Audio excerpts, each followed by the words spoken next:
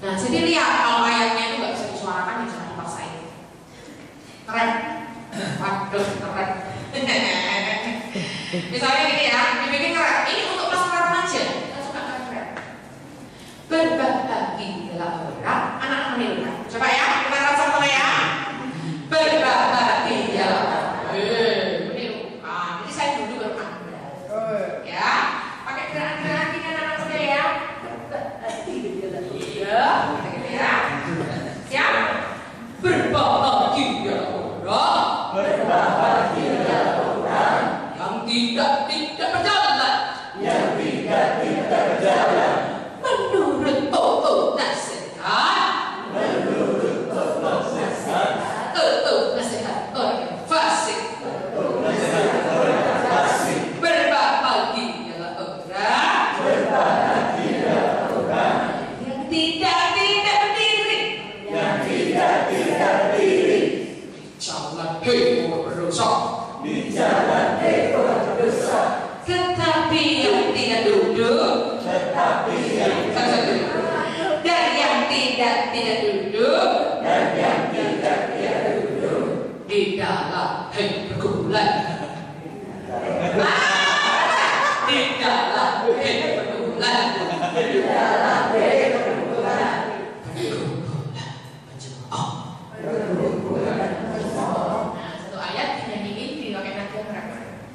ini tadi saya nggak siap, jadi kurang bisa sendiri. Tapi kalau Anda siapa dulu di rumah, lalu direkam, lalu Anda hafalin dulu, kayak gini, jadi coba berubah-ubah lagi, akan menciptakan track sendiri, terus di mana? Nanti kan drama keyboard, ya? paling drama keyboard. Oh, oke, kita bisa itu bisa ada nggak? Oke, gitu ya. Ya, cukup untuk session ini. Siapa tahu? Kok yang merong cok. Nah, sekarang session praktek menceritakan firman, session 9. Untuk menceritakan firman, ada teorinya, Anda baca saja sendiri. Saya hanya akan membahas yang penting-penting saja.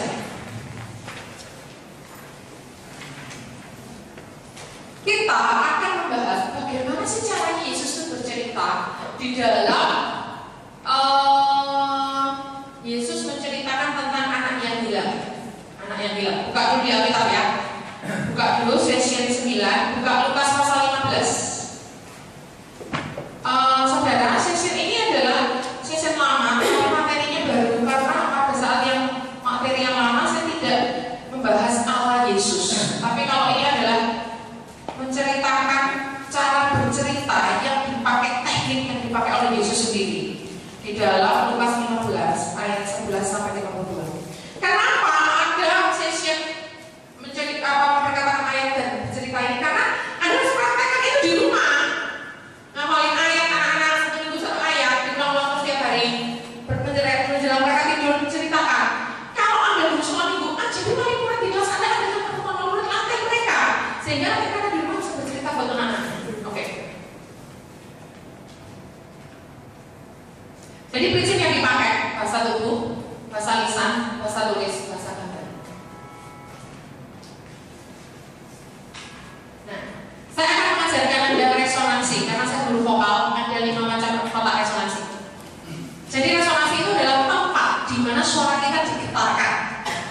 Tempat di mana suara kita digetarkan. Ada resonansi dada. Semua pegang dadanya.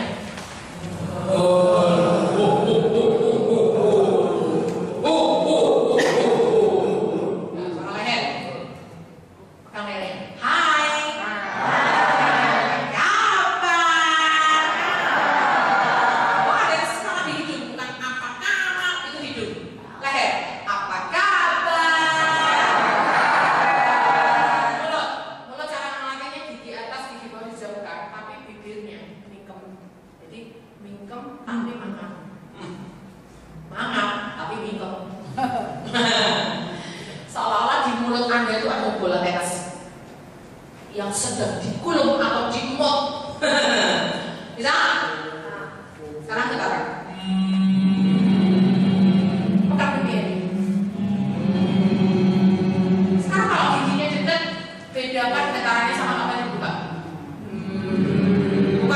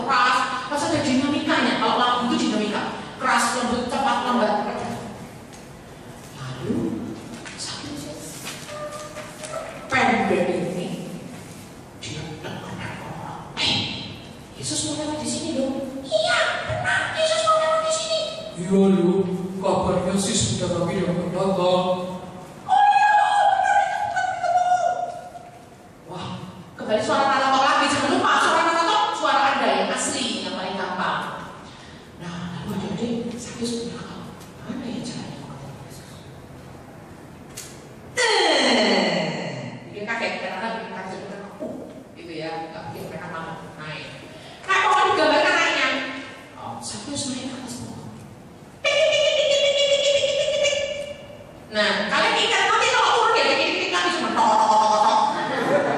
Jangan turunnya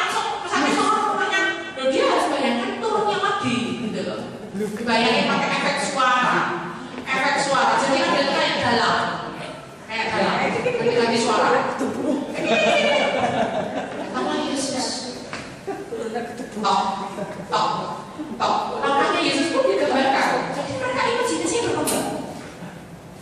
Ganti-ganti suara, lalu orang-orang yang berkomentar suaranya ganti-ganti. Oh, waduh, masa Yesus mampir di rumah sakit? Siapa sih Yesus itu? Iya, aku juga hampir tidak percaya. Masa Yesus mau berteman dengan sektikus? Aku cuma tidak setuju. Yesus itu orang, aku juga itu menjahat loh. Ganti suara tolong.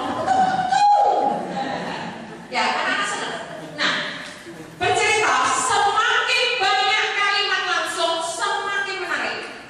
Semakin banyak kalimat tidak langsung semakin tidak menarik. Misalnya saya bercerita, lalu Sakius naik ke atas pohon. Lalu Tuhan itu berkata kepada Sakius bahwa dia akan selesai di rumahnya. Sakius pun itu senang. Lalu Sakius itu turun dan dia menyambut Yesus untuk menarik. Tapi semakin banyak kalimat langsung, oh, benarkah Yesus mau mampir di rumahku? Oh, senang sekali aku. Nah, turun. Berjalanlah mereka dan murid-muridnya ke rumah Sakius. Lalu Tuhan berkata, oh Sakius, bagus juga ya rumahmu. Boleh aku makan di sini ya bersama denganmu. Kau adalah sahabatku juga. Suara Yesus. Semakin banyak kalimat langsungnya, semakin benar. Jadi anak-anak bayangin, oh dia ngomong sama Yesus. Oh yang ngomong sama Sakius. Oh ini orang banyak yang berkomentar. Dan seterusnya. Oke? Memahami datangnya suara dari jauh dan dekat. Jadi Anda harus memahami datangnya suara. Kadang-kadang di suara itu kita nggak ada memahami datangnya suara. Kalau memahami datangnya suara itu, misalnya Yesus berjalan mendekati pohonnya Sakius. Yesus berjalan. Tak, tok. Dari jauh suara kecil ya. Tak, tok, tak, tok, tak, tok. Pohonnya Sakius. Sakius pertama dia ada kecil. Ya apa tuh Yesus itu? Yesus sudah mendekat. Wow, ternyata Yesus seperti itu. Jadi kalau dekat itu konotasinya adalah keras. Kalau jauh itu konotasinya adalah lembut. Kan kita kalau bersuara dari jauh kan nggak begitu benar. Makin dekat kan makin keras. Kemudian juga pada saat saya menceritakan Yesus masih jauh, suara saya bercerita itu kecil. Yesus itu seperti apa tuh orangnya? Oh mungkin itu yang pakai juga. Ini tuh Yesus. Perasaan saya waktu saya berkata ini Yesus berarti anak saya gambarkan Yesus itu tambah dekat, gitu loh.